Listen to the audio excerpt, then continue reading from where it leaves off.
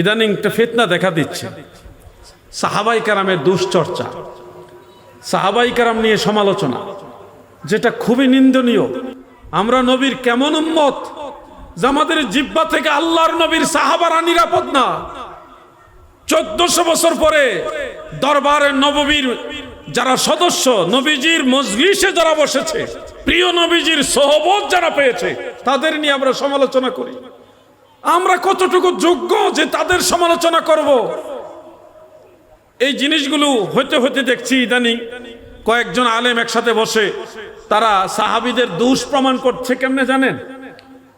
কয় হযরত আব্দুল্লাহ ইবনে মাসউদ রাদিয়াল্লাহু আনহু নামাজের ভিতরে শুধু একবার রফউল ইয়াদাইন করতেন, বারবার করতেন না।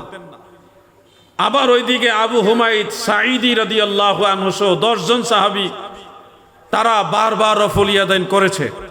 তাহলে এই 10 জন সাহাবী ঠিক হইলে আব্দুল্লাহ ইবনে মাসউদ ভুল করছে, আর আব্দুল্লাহ ইবনে মাসউদ যদি ঠিক হয় তাহলে 10 জন সাহাবী ভুল করছে। মানে সাহাবীদেরকে সাহাবীদের বিরুদ্ধে দাঁড় করিয়ে একজনকে ঠিক বানাচ্ছে আর একজনকে ভুল বানাইতেছে। আসলে এটা কি ঠিক আর ভুলের বিষয় না।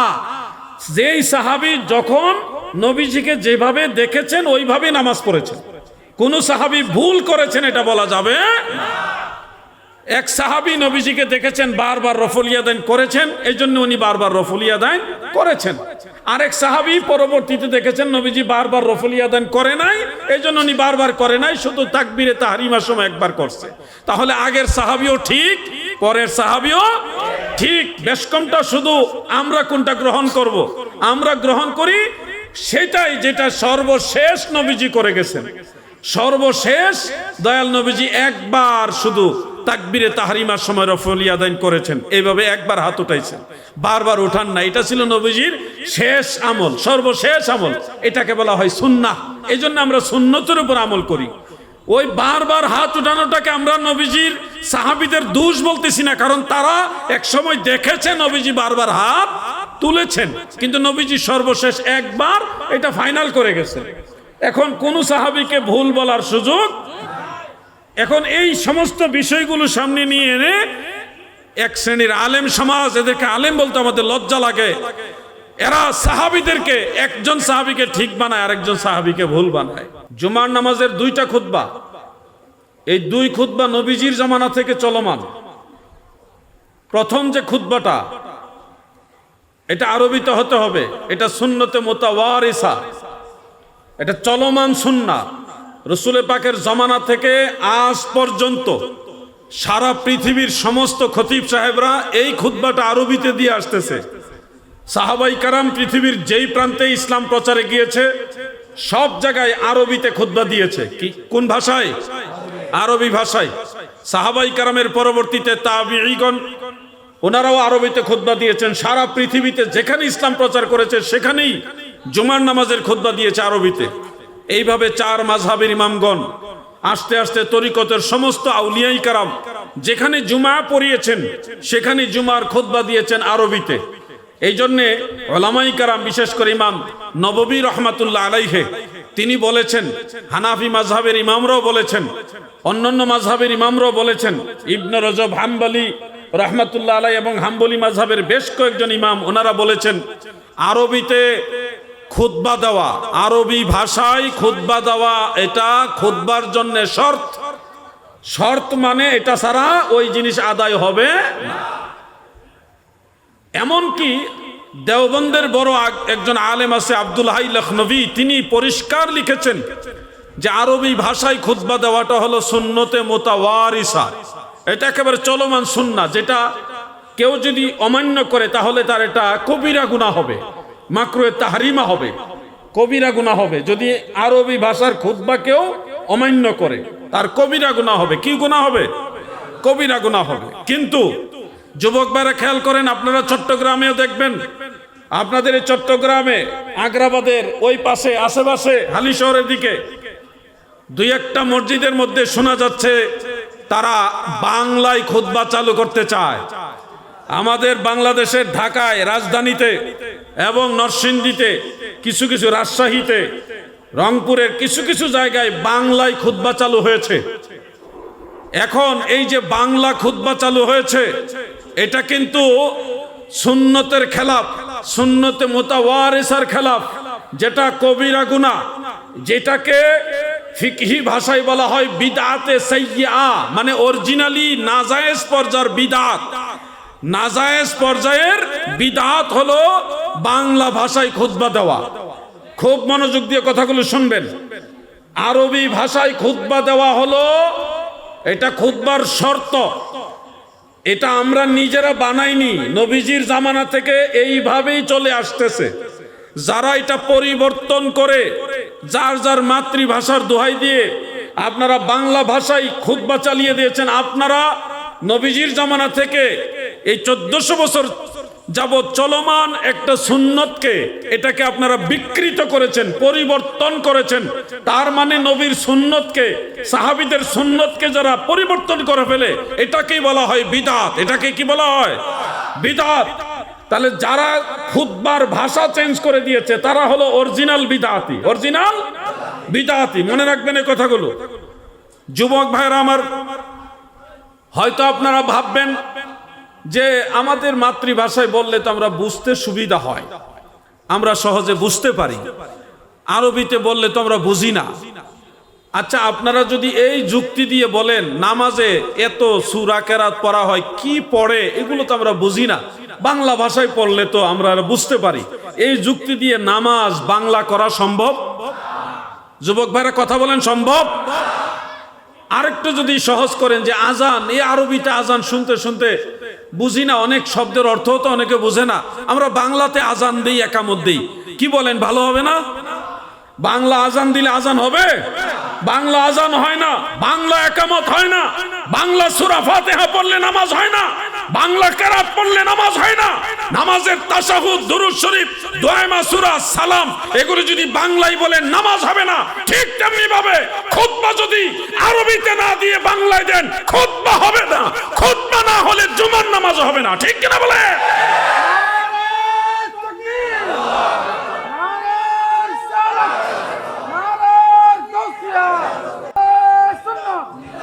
যুবক ভাইরা, আপনাদের মনোযোগ আকর্ষণ করছি, কারণ এটা মুরব্বীদের মাসালা না। মুরব্বীরা এসব ফাংশন তেমন একটা বুঝেও না। এই ঝামেলার সাথে জড়িত হলো যুব সমাজ, এরা এগুলি ভালোভাবে বুঝবে। আপনি যদি মনে করেন হুজুর, ও জিহাদি হুজুর, আমরা বাংলাতে খুতবাটা যদি বুঝতে চাই, আজকের জুমার খুতবা কি বলেছে এটা আমরা বাংলাতে বুঝতে চাই, এটা কি আমাদের অধিকার নাই? হ্যাঁ, অবশ্যই আছে। এই ক্ষেত্রে আপনাদের জন্য মাসআলাও আছে। যখন জুমার নামাজের সানি আজান দেওয়া হয়, খুতবার আজান, এই আজানের পূর্বে 12:15টায় তো জুমার আজান হয়। আপনাদের এখানে কয়টায় হয়? 12:30টায় না 12:15টায়? 12:15টায় জুমার আজান হয়, প্রথম আজান। তা আপনারা 12:30টা থেকে বয়ান শুরু করে দেন বাংলায়। আজকের জুমাতে কি কি আলোচনা, কোন কোন পয়েন্টে আলোচনা, এগুলো আজকে 12:30টা থেকে আপনারা শুরু করেন, 1টা পর্যন্ত আধা ঘন্টা। এমনি তো জুমার নামাজের খুতবা হলো সর্বোচ্চ 10 মিনিট, সেই 10 মিনিটের বিষয়টা আপনারা বাংলাতে আধা ঘন্টা খতিব সাহেবের মুখ থেকে শুনেন। আর মূল জিনিসটা আরবি ভাষার চর্চা, খুতবার ভাষা আরবি, এটাও চালু রাখেন। আপনার বাংলাও জানা হইল, খুতবাটাও আরবি রইল, দুই দিকে জায়েজ হইল। কিছু ভাইরা আবার ইদানিং বলা বলি করছে, অনেকে ফতোয়া দিচ্ছে যে জুমার নামাজের আজানের আগে বাংলা ওয়াজ করা জায়েজ নয়, বেদাত, এরকম বলে তারা। আবার এরকম বলে যে খুতবার আজানের আগে যদি আবার আরেকটা আলোচনা এখানে করা হয় তাহলে খুতবা 3টা হয়ে যায়। ইসলামে খুতবা হলো 2টা, এখানে খুতবা হয়ে যায় 3টা। প্রথম একটা বাংলায়, তারপরে আরো 2টা আরবিতে, টোটাল 3টা হয়ে যায়। তা করা যাবে না, এই ধরনের বক্তব্য অনেকে দিচ্ছে। মুরব্বীরা, আপনারা এগুলি জানবেন না, এটা জানবে হলো ওই যে ওয়েবসাইট যারা চালায়, ফেসবুক শরীফ যারা চালায়, গুগল শরীফ, তারপর এগুলি শরীফ আমি অ্যানকার করে বলতেছি আর কি, তারপর ইউটিউব নিয়ে যারা ব্যস্ত থাকে, সোশ্যাল মিডিয়া নিয়ে যারা সবসময় পড়ে থাকে, তারা জানে লামাযহাবীরা কখনো ওয়াহাবি খারেজিরা এই কথাগুলি ছড়ায় দেয়, মানুষের মধ্যে একটা আতঙ্ক ছড়ায়। কিন্তু আজকে আপনারা মনে রাখবেন, জুমার নামাজের 2টা খুতবা, এগুলো তো জুমার নামাজের সাথে সংশ্লিষ্ট। দুইটা খুতবা 2 রাকাত নামাজের সমতুল্য।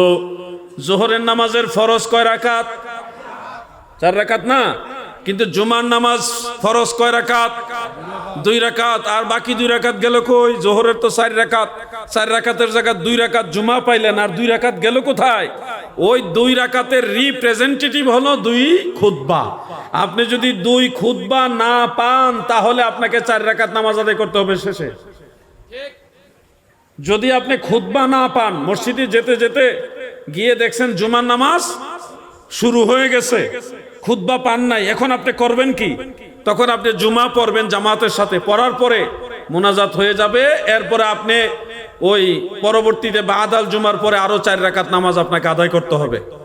কারণ আপনার জুমার নামাজের জরুরি একটা জিনিস, যেটা নামাজের একেবারে গুরুত্বপূর্ণ অংশটা ছুটে গেছে, এই জন্য 4 রাকাত নামাজ আদায় করতে হবে।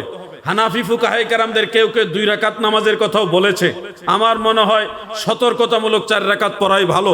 4-এর ভিতরে 2 আছে, কিন্তু 2-এর ভিতরে 4 নাই, তাহলে আমাদের 4 রাকাত পড়াটা নিরাপদ। বন্ধুরা আমার, দাদু ভাইরা আমার, জুমার নামাজ, এই জুমার নামাজের খুতবার আজানের আগে বাংলা আলোচনা কিংবা যে যেই দেশে আছে ওই দেশে যদি নবীজির হাদিস শরীফগুলি বয়ান করে, জুমার আলোচনা, খুতবার আলোচনাটা যদি রিপ্রেজেন্ট করে, বিভিন্ন দলিলের মাধ্যমে মানুষকে যদি মাতৃভাষায়, যার যার মাতৃভাষায় বোঝায়, এটা বেদাত হবে না গো, এটা সুন্নতে সাহাবা। মুসান্নাফ ইবনে আবি শাইবার মধ্যে ইমাম বুখারী, ইমাম মুসলিমের উস্তাদ ইমাম আবু বকর ইবনে আবি শাইবা রহমাতুল্লাহ আলাই বিশুদ্ধ সনদে হাদিস উল্লেখ করেছেন, আমার দয়াল নবীজির 30 জনের মতো সাহাবী। কতজন?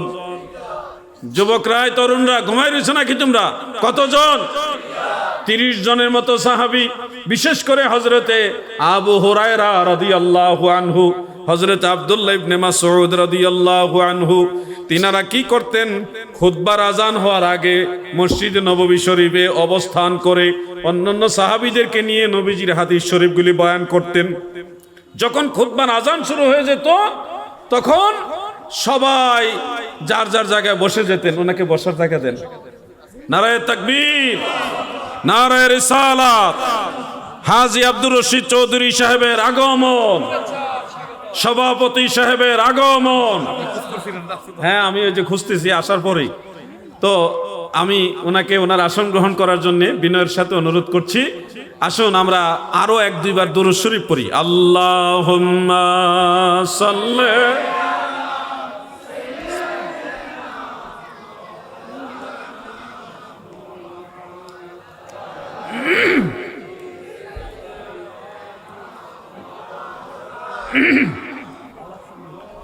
আল্লাহুম্মা সাল্লি আলা মারহাবা।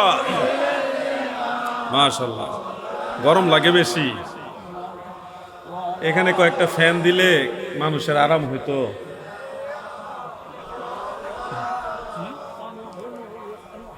আগামী বছর আল্লাহ যদি হায়াতে বাঁচায়, যদি গরম থাকে, অন্তত পক্ষে 6টা ফ্যান, ওই যে জিএফসি ফ্যান আছে না, 6টা ফ্যান, এই 4 কোনায় 4টা, মাঝখানে 2টা, 6টা ফ্যান দিয়ে দিলে আমাদের শ্রোতাদের একটু কষ্ট কম হবে। 6টা ফ্যানের ভাড়া খুব একটা বেশি না, আপনারা একটু খুব আশা করি এহসান করবেন। আপনাদের পক্ষে আমি একটু আবদার রাইখা গেলাম, কি বলেন?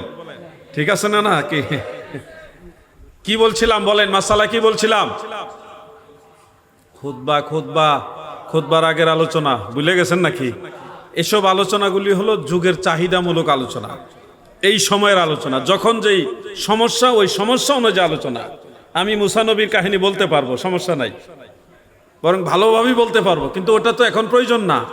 ওটা প্রয়োজন যখন হবে তখন বলবো, কিন্তু এখন প্রয়োজন, মানুষের আমল নষ্ট হয়ে যাচ্ছে।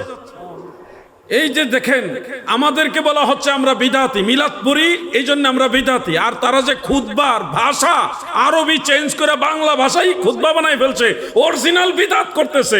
অরিজিনাল বিদাতি যে তারা, এটা কিন্তু মানুষ বুঝতেছে না।